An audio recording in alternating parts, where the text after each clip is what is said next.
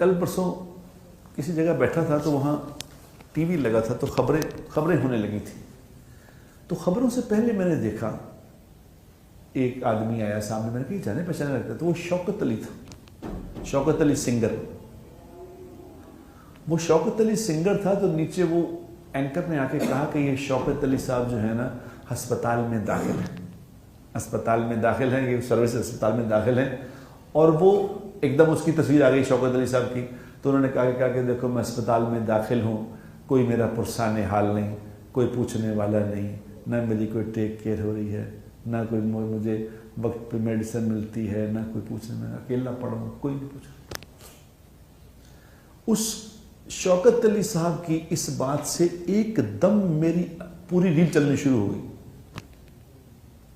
और पीछे उन्होंने उसको लगा के बताया कि देखो ये कितना बड़ा सिंगर है और क्या इसकी खिदमात है मुल्क के लिए। और इसने सन 1965 में वो तराना गाया था, साथियों मुजाहिदो जाग उठा है सारा वतन। आज भी कोई ऐसी वैसी बात होती है तो फौरन तराना, यानी ये तराना एक हिस्सा बन गया हमारे फोक का। वो तराना गाए, उन्होंने वो तराना गा रहे और वो एंकर बता रहा था देखो जी इतना बड़ा आदमी है, इसकी खिदमत करनी चाहिए, इसका कोई किसी को जाके पूछना चाहिए, और ये है वो कह रहे और कोई नहीं पूछ रहा। तो मेरे एकदम ख्याल आया कि ये तो शौकत अली साहब तो इतने बड़े सिंगर नहीं हैं, इससे बड़ा सिंगर थे मेहदी हसन साहब मरहूम।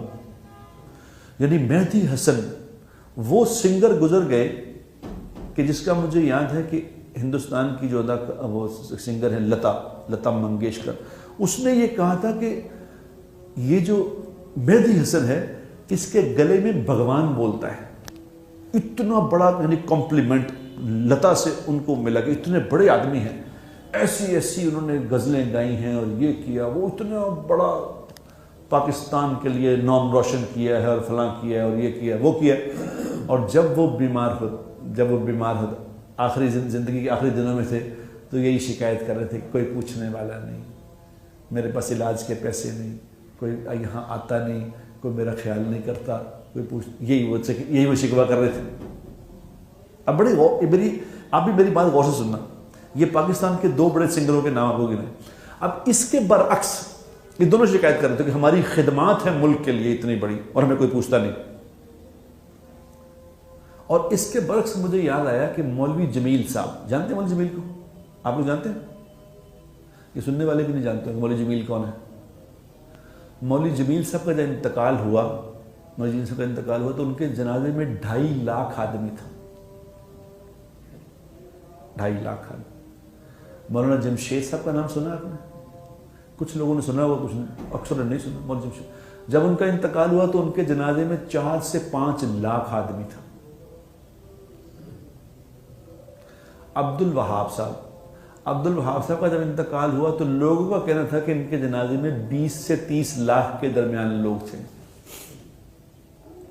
और मैंने अपनी आंखों से देखा मौलाना जमशेद साहब को, भाई अब्दुल वहाब साहब रहमतुल्लाह अलैह को, कि अस्पतालों में ये एडमिट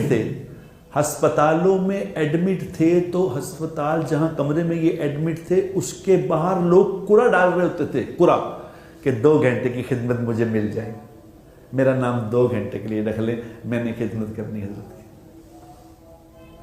वहाँ वो कह रहे थे कि यार आपकी मेहरबानी, बस आप दुआ कर दें, अपने घर जाएं, हम यहाँ पर बहुत दुनिया है खिदमत, आप चले जाएं। उनकी खिदमत के पहरे लग रहे हैं जो फकीर हैं। तो ये सारी रीलें मेरे सामने चल गई। मैंने कहा देखो, जो इस जहान में अल्लाह को राज़ी करके जाएगा, अल्लाह तबारक बता दुनिया में दिखाएंगे कि इसका क्या मामला होने वाला है। और जो अल्लाह की नाफरमानी वाली ज़िंदगी गुजारेगा वो चीखे मारता फिरेगा कि जनाब इसकी खिदमात देखें, इसका ये देखें, उसका वो देखें, कोई दुनिया में पूछने वाला नहीं। मेरे भाइयों, मेरे दोस्तों, ये धोखा समझ गए ना, अगर ये धोखा समझ गए तो मसला हल हो जाएगा। अगर ये धोखा न समझे तो मौत पे खुला तो क्या खुला।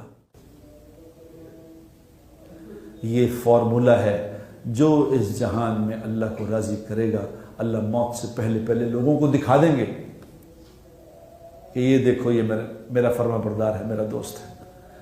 मखलूक के दिलों में मोहब्बत अल्लाह डाल सकता है मेरे भाइयों मेरी बहनों, मैं किसी के दिल में मोहब्बत नहीं डाल सकता।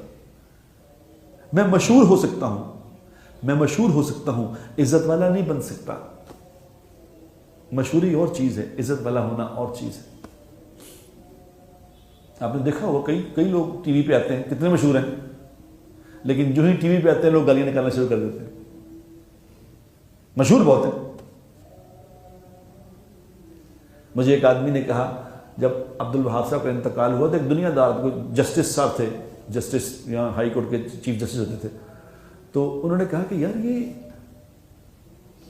ये कौन है Abdul Wahab? He was not a media man, he was not a media man.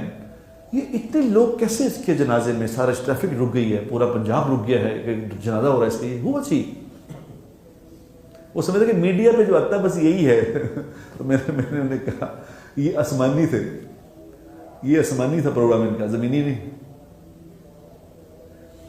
जमीन में लोग इज्जतें हासिल करने के लिए किस तरह जलील हो रहे हैं और किस तरह जलील कर रहे हैं, और समझ रहे हैं हम खैर के काम कर रहे हैं। ये इसको कहते हैं धोखा।